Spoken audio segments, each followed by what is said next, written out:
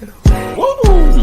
If I do this right, if I do this right, We gotta do this right. It'll change the world. The whole world. It'll change my life. That's right. That's Yeah. right. Aish. If I do this right, World peace. if I do this right, Come on. it'll change the Change the world. world. It'll change my life. Gonna change the whole life. If I do this right, If I do this Let's right, go. Let's if I do this right, it'll change the world. that's what's It'll up. change my life. Let's go. Let's go. Let's go. If I do this right, Yeah. if I do this right, Let's go. Welcome to season 2 Season 2, y'all. of If I Do This Right We made it. podcast. We made it. 2024. Man, happy new year to you all. We have not seen you guys all year. So happy new year. I hope everyone has had a great new year. I hope you all had a great holiday season. We had a great holiday season. Yeah, this holiday was like no other. Man, let me tell you, if you haven't seen our social media, definitely take a look at what we did for Christmas. We decorated the whole downstairs of our place and we put wrapping paper on every single wall. Yeah, it was like you walked into like you was inside of a present. So Yeah. The vibe was good. It was like a winter wonderland Yeah. downstairs. So we had a great time. And then Mr. Man over here had a birthday on January 9th. Oh, and don't forget about Kwanzaa. Always celebrate Kwanzaa. We did have we celebrated Kwanzaa. We did. I do not mean to miss Kwanzaa. We celebrated Kwanzaa. Kwanzaa is easily overlooked. It is. Yeah, because after you spend all your money, you like, I can't celebrate nothing else. You celebrate paying that rent. Because your rent due after them festivities. But no, how was your birthday? Birthday was good. I went out of town and just kind of had like a processing, just kind of like I'm coming into the new year. Yeah. So no noise, just No me yapping in his ear. Nobody, just silence. No me yapping in his ear. That's what he was getting away from. Silence. All silence. No, I'm glad that you had a good. No, I'm really, and honestly, I'm glad that you had that time to get away. I encourage you. You glad that I had time to myself. I'm glad you had time away from me. What type of shit is this? Rest in peace, Bernie Mac. Outside of that, let's see what else. Anything else that we went to the Dallas Black Small Business Award show. I think we talked about that a little bit. That we were going the last show. We went to that. It was an awesome event. Man, Black excellence in the room. Yeah, it was good. It was a good place to. I mean, you really couldn't. I mean, it was some what? Well, she was a senator. What was she? She was a state representative. She was a state representative. She was a state representative. She was there talking too long. Not just kidding. But she was there. It was a lot of people who were like in a community that you don't really see every day. That's there, and they were talking about volunteering and things like that. And I think, giving back is always good. I've always gave back, back home. So, trying to get into another community to give back and just kind of get a feel for, the place that you live in. So that's always good. That's definitely a goal of ours in 2024. We're both fairly new to the Dallas area. Okay, fairly new. I said fairly new, which is 10 and under. Have you been in Dallas 10 years? This will be my 10th year. It's not.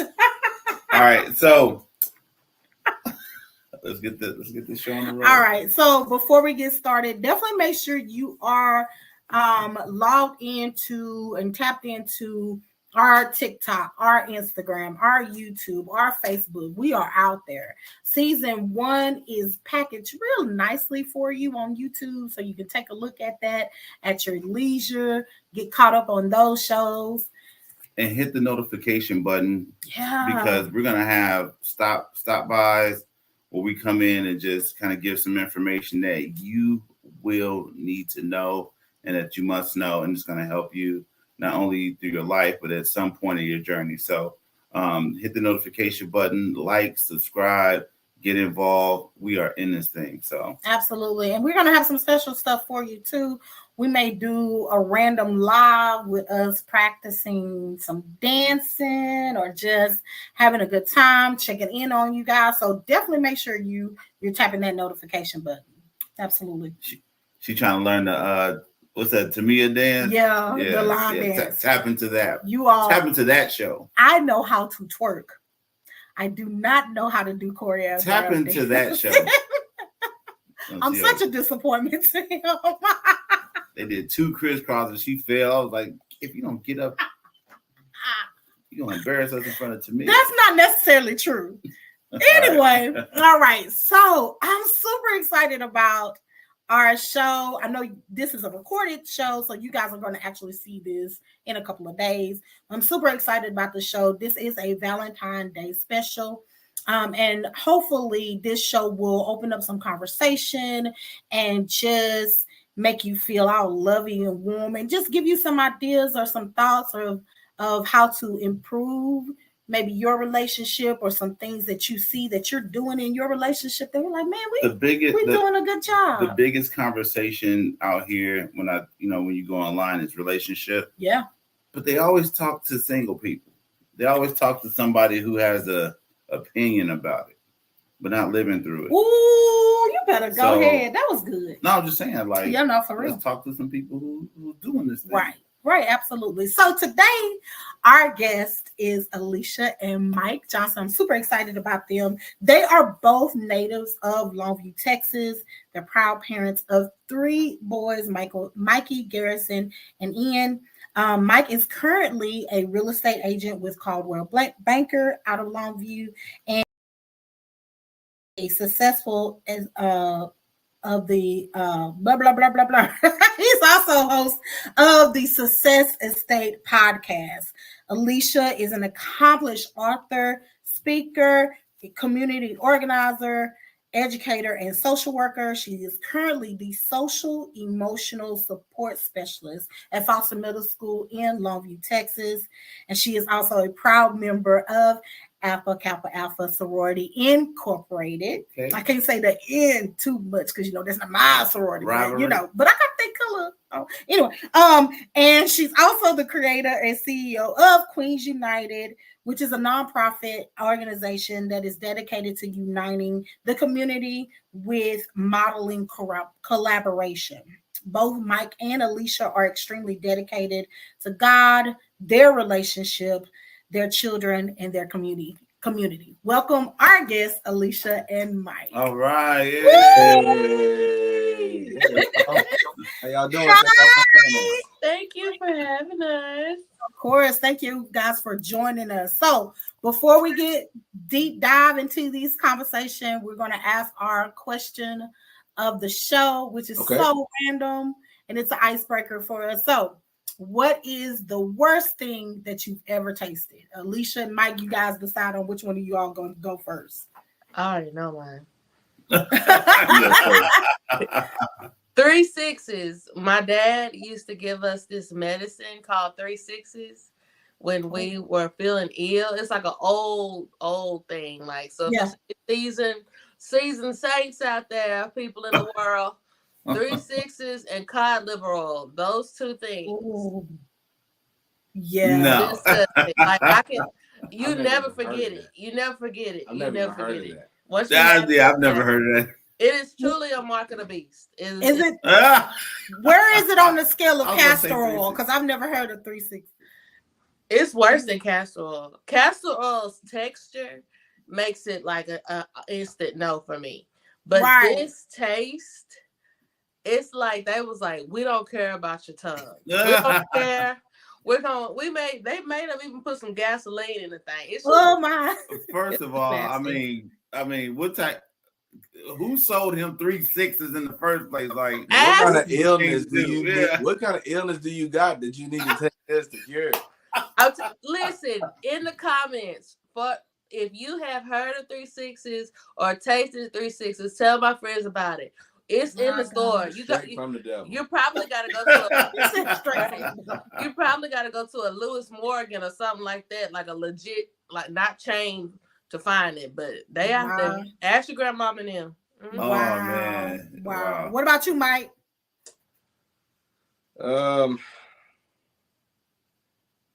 Nothing major comes to mind. I remember, so I used to drink, and I remember there was one night some buddies of mine, they got like these MD 2020s. I think it was called like Purple Rain.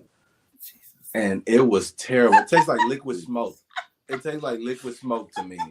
And I'll never forget, like, that was the worst. You making me take a drink of water just thinking about it. I'm just like, man, I remember being like, this is terrible. Mm-hmm. Mad Dog, when they say Mad Dog, you do some unbelievable stuff. Mad Dog.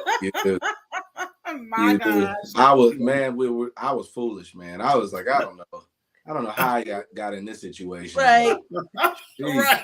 Was that what stopped you from drinking? That was it right there. No. That didn't stop me from drinking. Because I was still foolish afterwards, you know. Yeah, I'm telling you, I just never did want to go down that road anymore. Mad Dog will help you be yourself. Like, yeah, it will. Wow. Like, here I am. You called me. Yeah, I was not proud of that day, but I just remember distinctly. I'll never go back there. Like never. Yeah.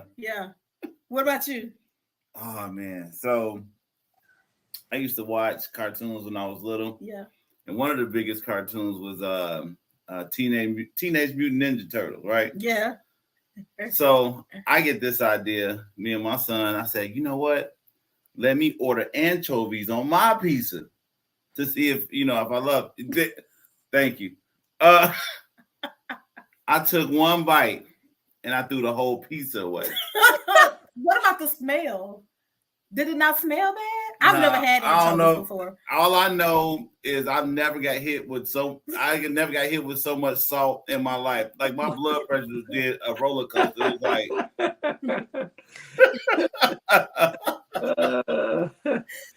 hey, what did that look like? I'm talking about extremely nasty. I'm talking about So was it nasty or was it salty? It was both. It was nasty with the hint of salt of the ocean. Of the salt of the ocean. That's everything, how salty it was. See, like I don't like salt taste. Listen, I don't like anything. I don't like seafood because it all tastes like seawater to me. Like everything tastes like seawater. It's my favorite. No crab, no matter what. I'm like, man, no fish, no nothing. We can't eat over here. We can only eat steak and chicken. Listen. I'm the same. When you said crab, I took her to what was it, Juicy's? And she ordered all that crap. I said, and went to town. I can't do it. So Alicia, the next time you in Dallas, we're gonna hit up. Y'all go ahead. Then we're going. I love to Texas crab Roadhouse. man. No. We gotta go ahead. We'll drop y'all off. No, we're going to Capitol Grill. There it is. They bring out the steak and make the plate spin in front of you. Like, thank you. I know you guys like blessings falling from the sky. I'm telling you, right? Let me see. The worst thing, I don't know if it's the worst, but it's the one thing that I can remember. So my daughter, Zakaya, used to work at the airport, Love Field. And she would get people that would always bring her stuff when they were turning in their rental cars. So somebody brought her like a whole bunch of like Japanese snacks and drinks and stuff like that. And she had this drink. She's like, Mama, try it. I think it's really good. I felt like I had swallowed slime. So I was like, why do you not love me? Like, I thought we had a connection. Did she try it first? She said she did and liked it. Was it the stuff with the bubbles in it, like the bubbles? I see. That's the thing. it was so bad that I only remember the experience. I don't remember what it. I don't even remember. Wait a minute, what was it it like. Asian beard that starts with It wasn't. X? It wasn't the Asian beer. Oh. It was like some type of like. It was supposed to be some type of like fruit drink or something. It was horrible. It was horrible. That it was just made my stomach hurt. But you know it's so funny because Japanese, they be on TikTok eating in front of everybody. Yes. They don't eat food like potatoes and they eat squid legs and yeah. And these weird looking, well, weird for us because stingray backs. And I don't know. Stingray backs. We get this things that are different for us. So I'm like, how are you enjoying that if you got to do this to pull it? Listen. All that look. You can't eat. You gonna eat that calamari leg? I'm out. No. I'm out. You gotta cook it. Glad you asked. Here you go. I'm glad you asked. Appreciate you. Instant no. Instant no. That's okay, well, I'm not looking forward to traveling abroad because I'm so picky. I'm not picky. I'm just You're a picky eater? Stay in my lane. No, I just stay in my lane. I'm not picky. Yeah. I just stay in my lane. That's picky eating. No. You don't try got a negative connotation. He doesn't eat chicken spaghetti. He doesn't eat most types of even fried fish. He doesn't like meatloaf. He doesn't like chicken with bone in it. I don't prefer chicken with the bone in it. It's a difference. So what's your favorite dish, Mike? Like if Alicia really gonna like knock your socks off, what is the thing she knows she can cook for you that's gonna do it every time for you? Oh, I mean, we got several. There was one that I haven't experienced in years. It was chicken and potatoes that she made when we were. This was like it had been when we were first married. But it's a tedious. I mean, with kids, it's just not a dish. It's like 5 steps to that. Yeah, it's just not working. But I love it. I mean, there's lots and lots of dishes that Alicia makes that I could eat. She has learned my palate, and she'll kind of stay in that lane, you know. So he didn't eat broccoli before we got married. He eats broccoli now? Oh yeah. He didn't eat certain type. Was it salad? I still don't really like salad, but I will eat salad. I'll eat some salad. Caesar salad only.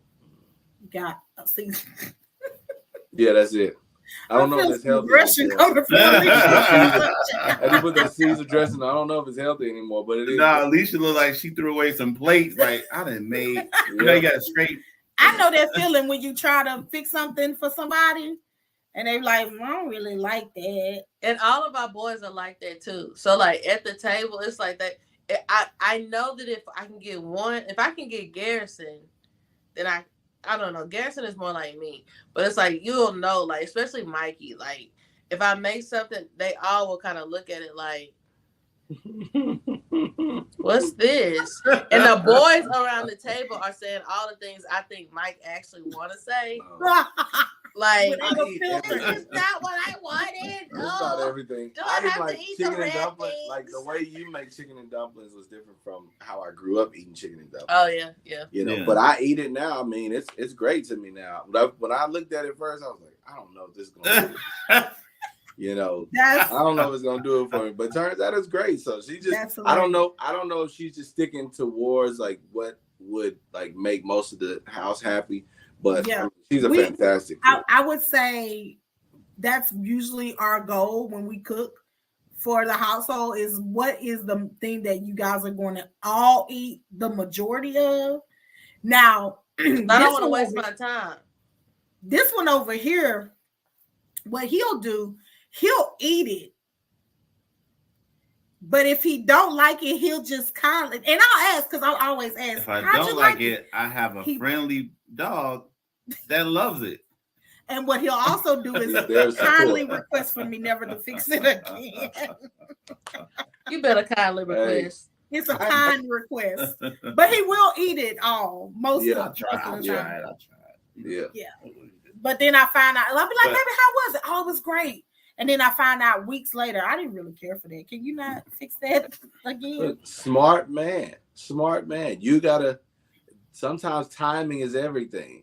You know, it But ain't then even I'll just be upset delivery. because it's I want the truth when I first asked. No, you don't. No, you don't. She want like no, you don't. She want Judge Don't tell that Mathis lie. when she cooks. Like, how does it taste? Now you gonna sit here and make this nasty? You know, she want to get that raw that I do. Chef I Ramsay, really do. that Chef Ramsay comment like Right. You make this mess.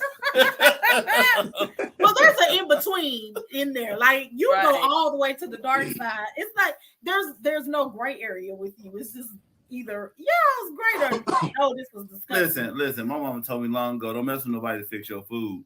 Now you go ahead and enjoy it now, and then you tell them don't do it again. Sound like wisdom. Sound like wisdom to me. I told her, I said you cook so much, I don't even check it no more. I just eat. Wow. All right, so we've talked enough about food. No, but I want to know you guys' backstory. Like, where are you from? Where was you born? Where were you born? Where are you from? And how did you meet?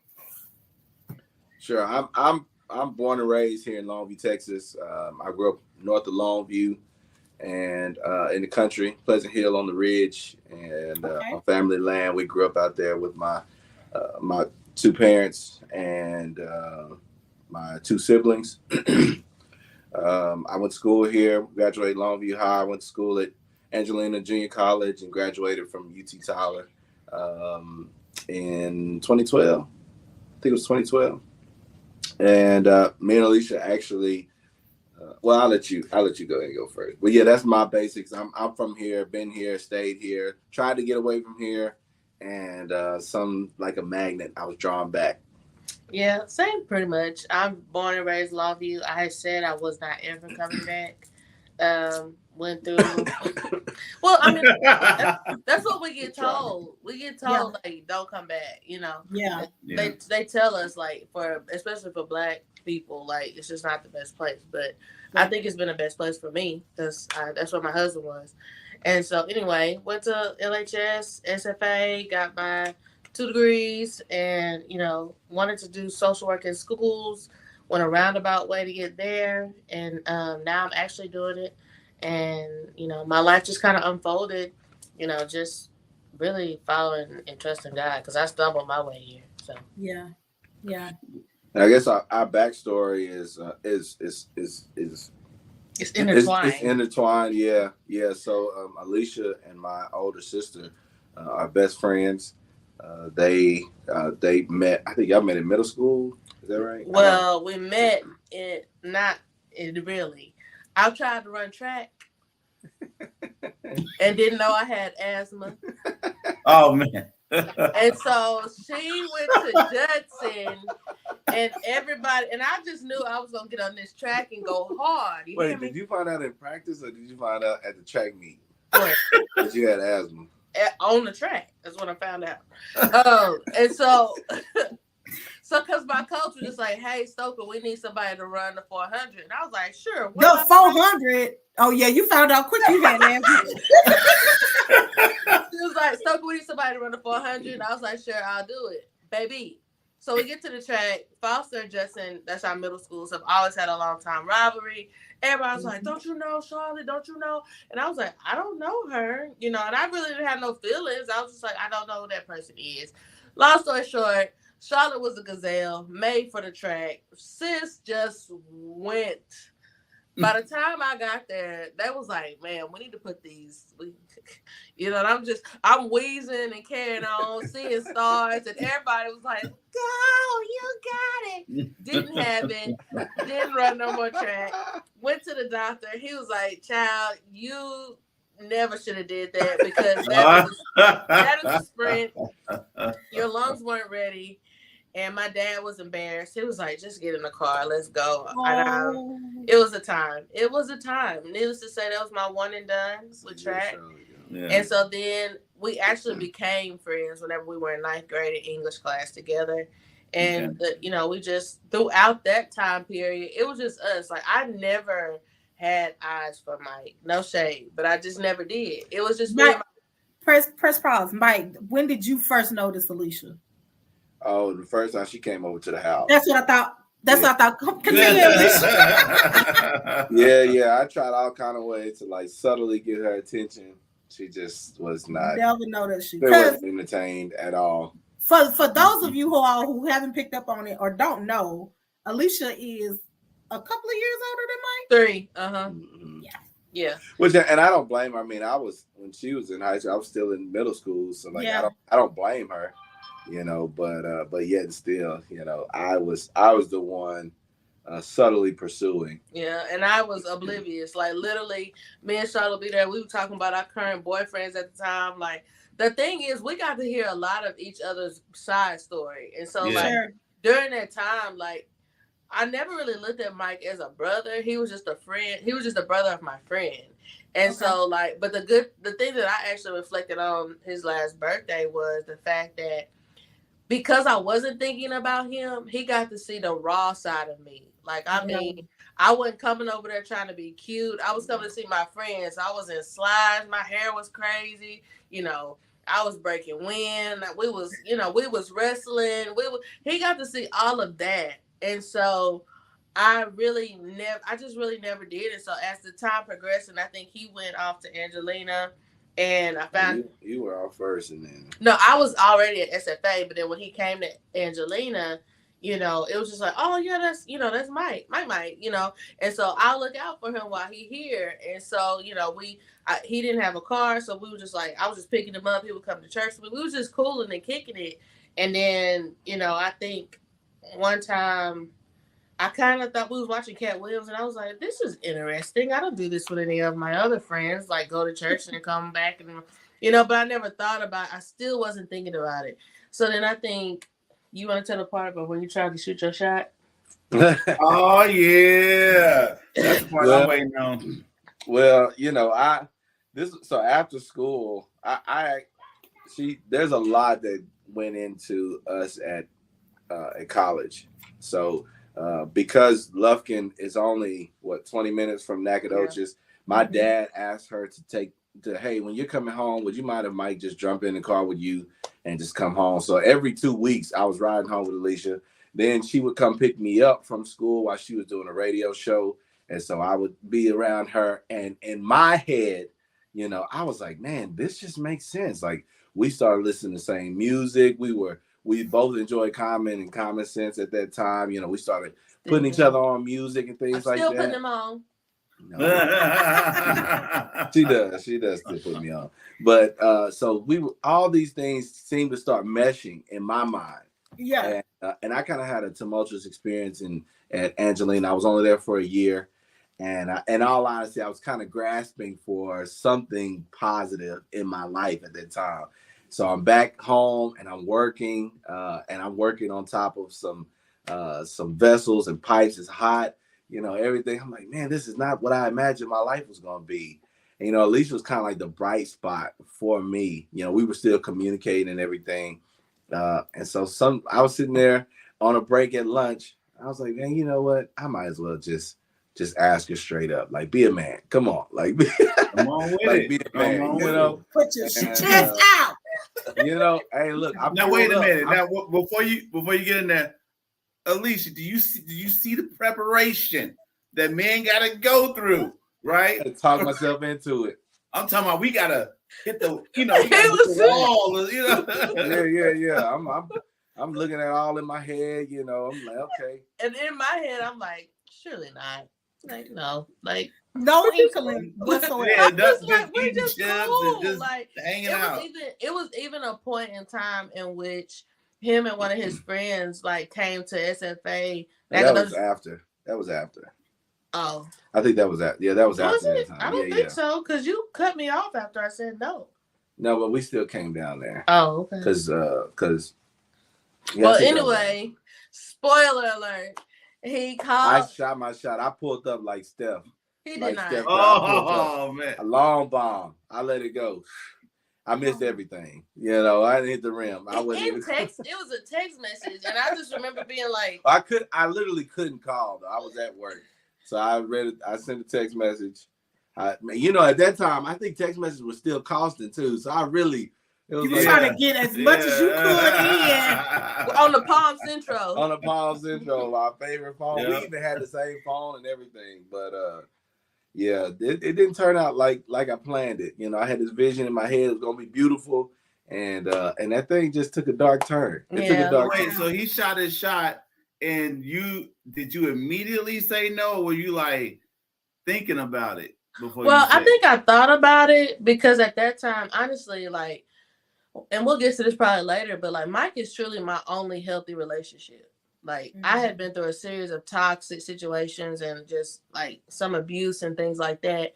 And so in this moment though, friendship with women have always been really important to me. And I had recently had a friend whose brother liked me and I tested it out and it like destroyed the friendship. So in that moment when he shot his shot and it was all of these things and I really didn't think I was feeling him like that. Like it wasn't worth my friendship to test it out. And so that's what I told him. I said, I just had a situation and I'm not willing at this point. And, just honestly, it just didn't feel like the time was right. Now, I'm not going to lie to you and say that I didn't entertain the thought, but the risk outweighed this chance, Sure.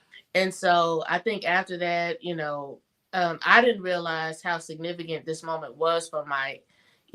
I was kind of heartbroken after that because we really just stopped being friends after that. It was like, he was just like, oh, so you don't, oh. I was bad, but no is that's a hard sentence to hear. It's like, no, okay, you gonna tell me no? Yeah. Let's just go back to where things was. Like, y'all know. And so it was 4 years in between this time. He had entered into other relationships. I entered into some situationships. And it was funny though, but during this time I had a dream.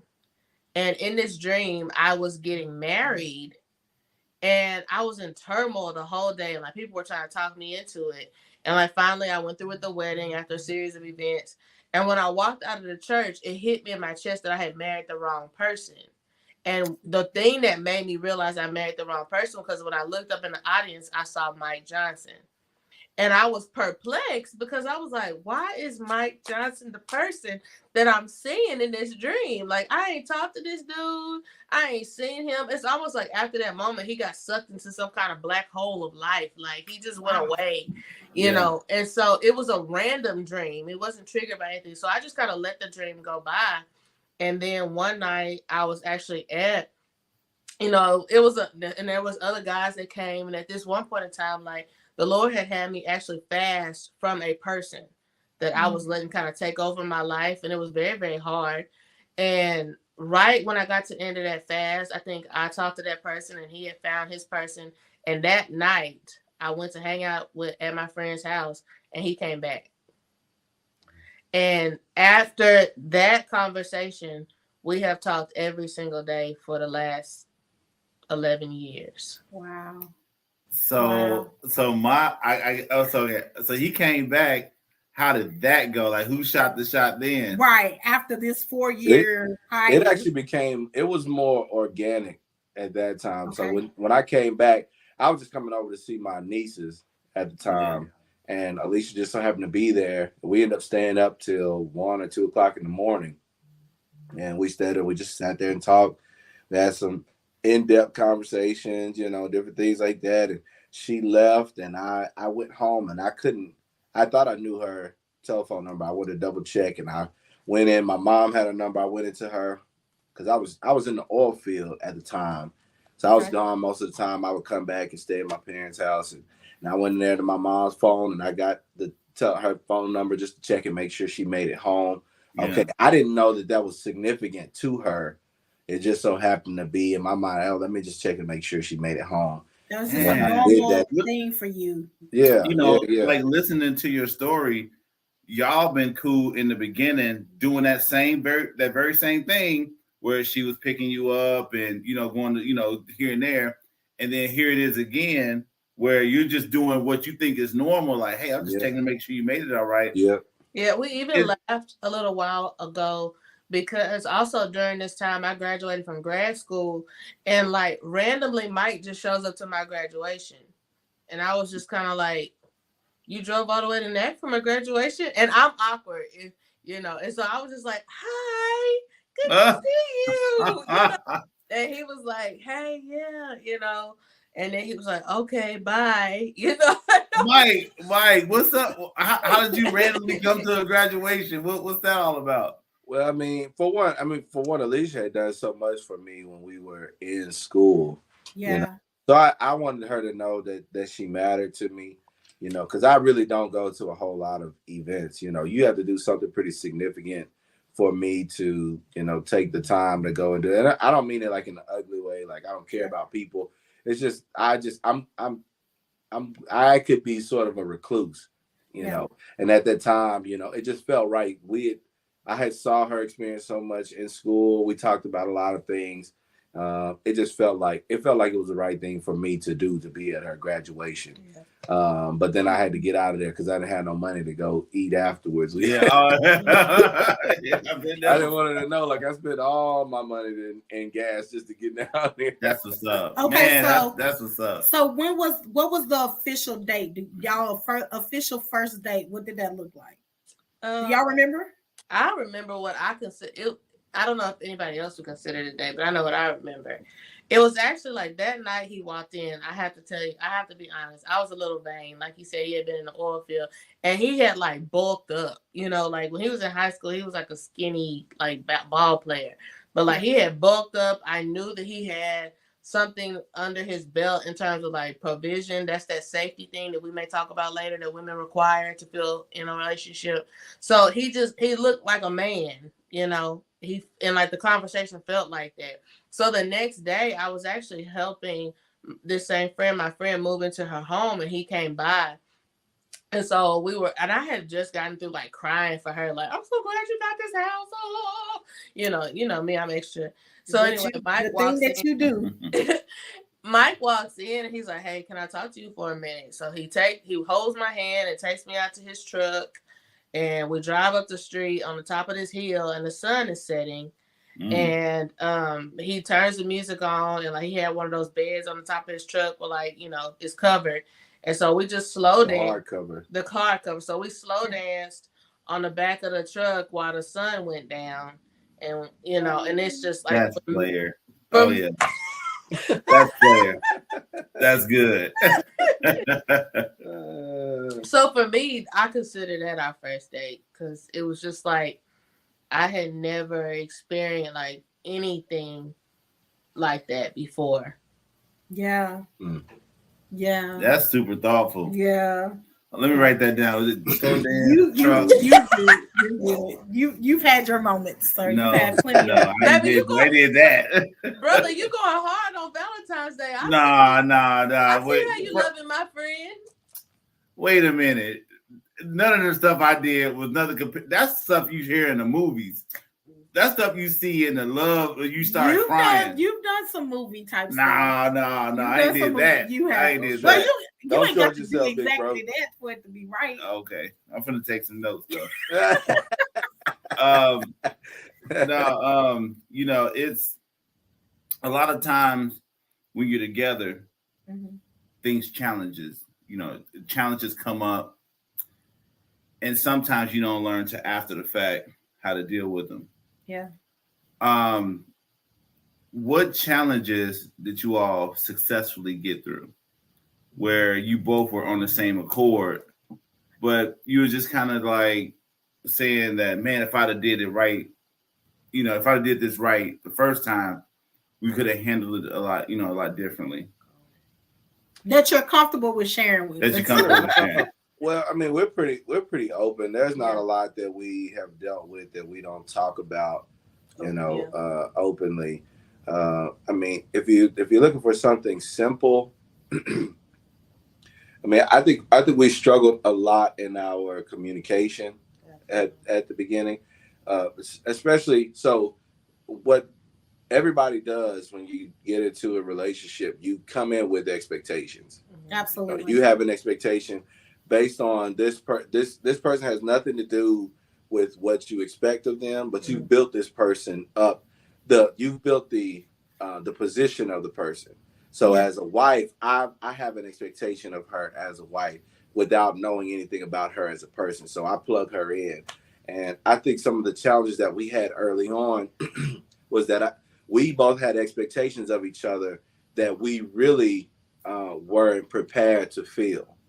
So if there was something that, you know, her dad did that was important to her, that was special to her, that truck moment may sound special. That moment that, you know, her seeing, hey, I was in the oil field, those things sound special in the moment, but when life changes hit, and then all of a sudden you're not doing those things all the time anymore, you know, that really, really probably put the biggest strain on us. And it's like, why aren't you doing the thing that I hope that you would do, you know? And most of the time it would just be because I hadn't clearly said to you, hey, this is my expectation.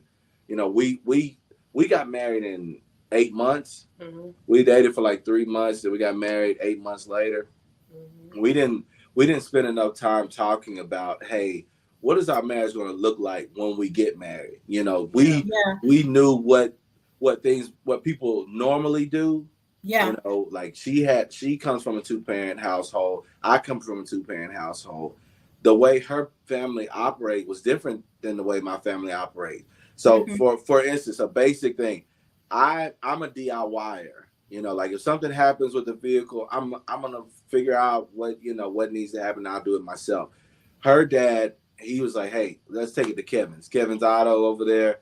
Take it as soon as something goes wrong. Take it. Let's get it fixed. You know, where I'm like, hey, things are okay. You know, I get it fixed. You know, eventually. That for her security. You know, for her feeling of being protected, secure and not worried. That bothered her. Yeah. I just didn't know that was an expectation that she had of me. But her expectation, like, this is what you do as a man. Like, I've seen a man do this. This is what you should do. So I your way of taking care of it and her idea of you taking care of it did not match. Which is different. Yeah. Exactly. Yeah. Exactly. I think that was probably our biggest challenge at the beginning of our marriage. Yeah, I would agree. Just not communicating those expectations, not really understanding how your backstory plays into that. And so just even practical things, because like I, as not older woman, but I being where I was in my life when we got married, like I always thought that whoever I married was going to already be settled, stable, and ready to go. Like I was going to walk into his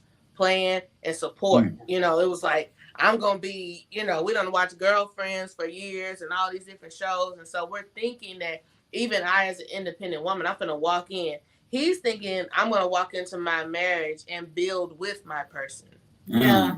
And that's two different thought processes. Yes. So in both instances, you are building, but in one instance, I, as a woman who was about to be almost 30 at the time, and you know how society gets with your clock, like, oh, you better freeze your eggs, you know. Yeah.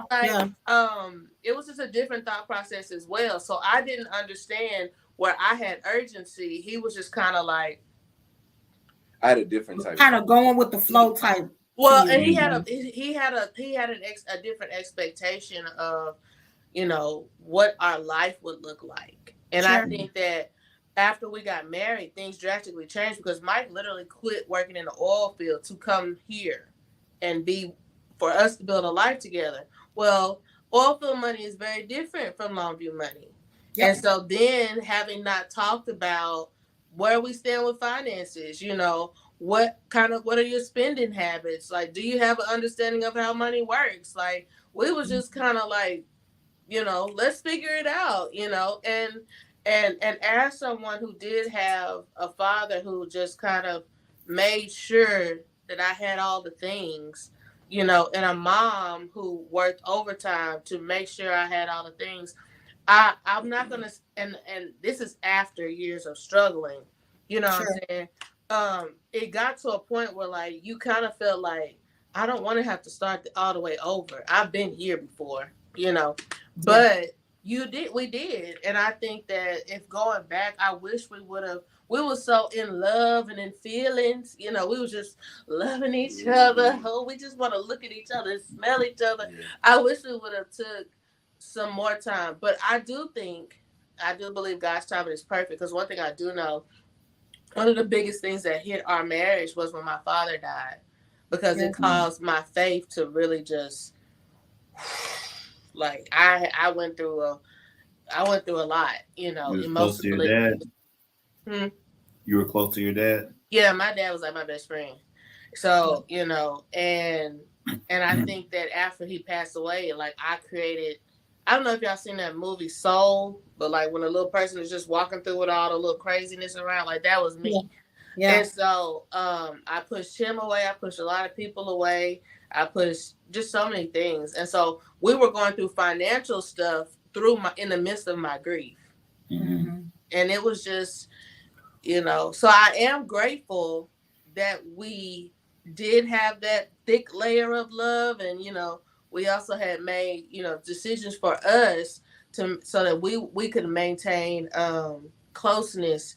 And so if we had not gotten married so quickly, my dad wouldn't have been at our wedding. In the capacity that he was at. So I do believe God's timing is perfect. I just believe that, we should have taken some time to have some conversations instead of binge watching all them shows on Netflix. I think one of the biggest things that you just shared, and both of you shared, is how do you love somebody when they're down? Like, you have an idea of, like, we're both up, we're both, going through the motions, but let's say you have a something that affects you, a breakdown. How do I love, because I'm perceiving you to be always this, and it's like, how do I love you when you can't get back on board as fast as I think you can? Right. And that's what I noticed. That's a lot to learn from y'all experience. Saying, we had the communication wasn't right, finances, things like that, and then how do we stay in love? Because love don't feel like love when you're going through it. Love feel like some other stuff. It's like, man, do I love this person? Or, it's always questioning, because we think love is nice and love. It's like all this pretty stuff. But sometimes love is just saying, I got your back. Yeah. Right. I got your back. Like, right. We in this. You go in, I'm right behind you with, So it's more. I'll say I can't take all the credit, during that time. I mean, for one, Alicia, she really was in a dark place. Mm-hmm. I've been fortunate for one to see my father love my mom, so that was a great template for me. Yeah. I never saw them really go through a situation like we went through. Mm-hmm. But if I desired to be married before I was married.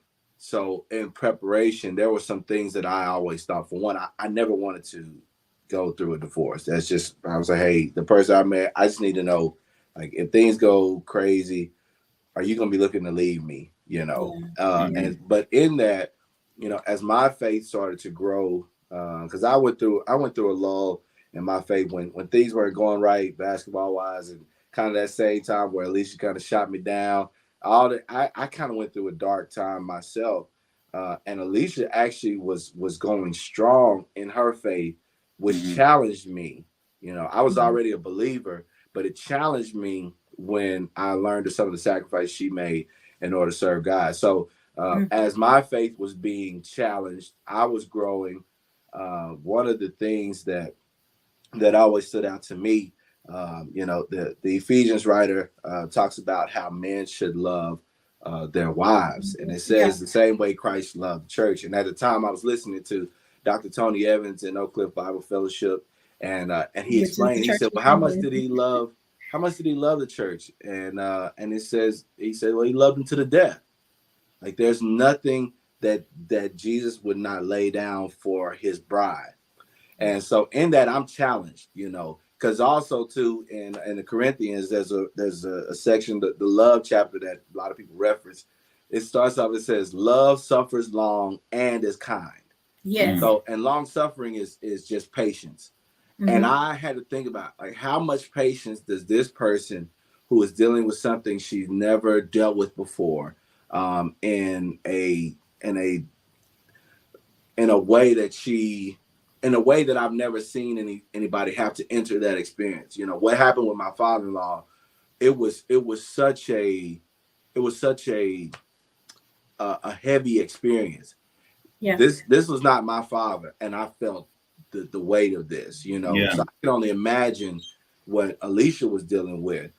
And so the times where I felt like my initial reaction was disappointment, like, why aren't you doing this? You know, like, we have a son together, like, I need you, you know. And I this was before Garrison was born.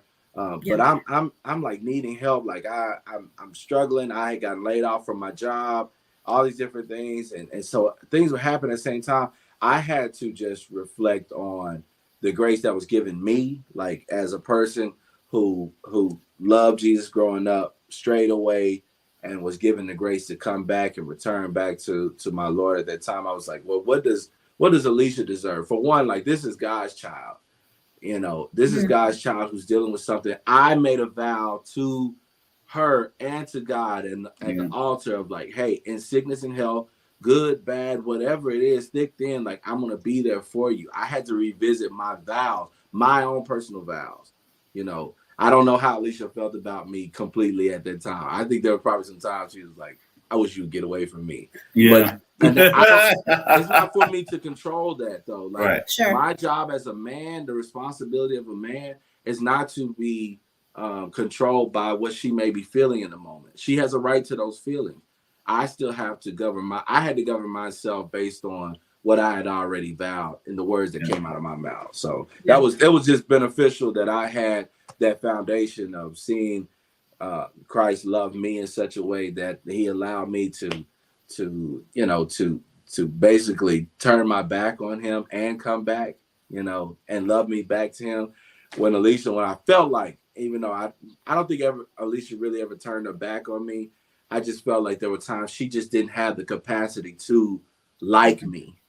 You know, like she may, hey, deep down, I love you. I just can't like you right now. I'm hurting. Yeah. In that moment, I had to say, okay, in the old cliche, what would Jesus do? Let me give her the space and love her and pray for her at the time. Right. That's really good that you brought that up. Because that's kind of segueing into what I wanted to kind of bring up next is regarding to, like, people have this ideal deal, whether you're married or a relationship, that person's going to make me happy. And that's not what that is. That's not what that is. You can only add to someone's happiness. We shouldn't make other people responsible for our happiness. So I want you guys to kind of talk to us a little bit about the ways that you communicate and create those healthy spaces. Oh yeah. To help aid in happiness versus being a supplier of all, because that's not how it's designed. Watching out for those pitfalls. Like, hey, we did that before. We ain't gonna do that again. Right. Yeah. Right.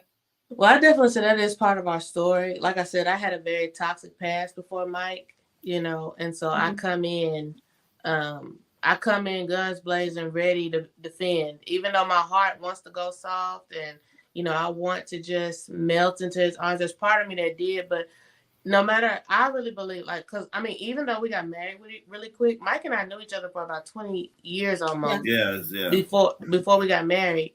And so I think that the thing is, even us knowing that long, as soon as we got married, something clicked. It's like, once you say it, something changes. It just, you know, and so hold on, Alicia. Yes, sir. No, thank you.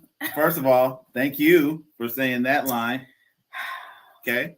All right. And I'm going to have you continue. If you don't mind. Do you want to expound? No, that's their story.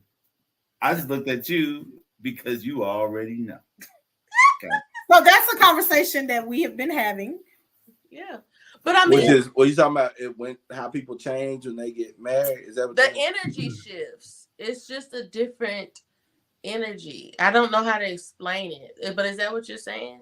Yeah, the energy, it doesn't become a wanderlust. It becomes a locked in, and it's like, okay, it's like when you close a door in a vault, and you feel like, okay, this is the room that I'm in, and it feels a little bit of cut off from and you feel trapped, cut off from the world. I'm just saying, it's that okay, what I thought I knew what I was doing, but what do I do now? You know what I'm saying? Because you're no longer in pursuit. You're no longer in pursuit. Mm-hmm. Everything is right here, and it's like, okay, if I now the dynamics has changed, because this person, you know, I did my vows and all that stuff was great, but nobody talked about after that. Sure. I never heard any stories. I can't reach back and grab anything after that. Now I gotta reach for auntie relationships that, you know, she's been with uncle a long time. Now you gotta reach back and say, okay, how do they put that? Oh, it's gonna be a lot of yelling, fussing, fight. And then you kind of building this like false fear. Okay.